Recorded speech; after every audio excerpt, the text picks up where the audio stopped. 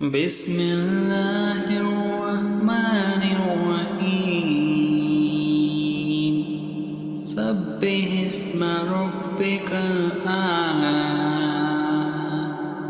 الذي خلق فسوى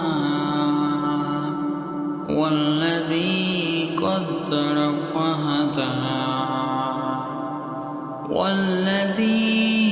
أخرج المرعى وجعله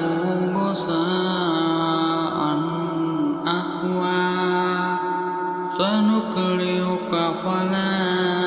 تنسى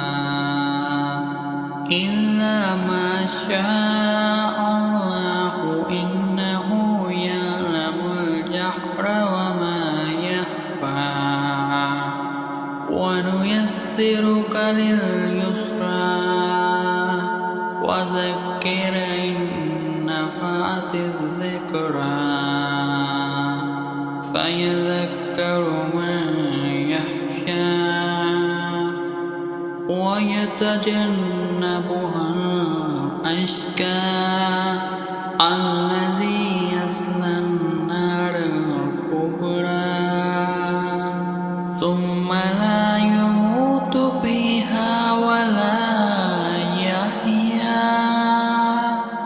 قد أفلح من تزكى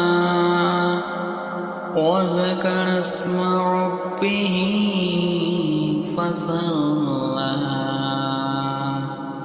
بل تؤثرون الحياة الدنيا والآخرة خير وأبقى إن هذا لفي الصحف الأولى صحف إبراهيم وموسى صدق الله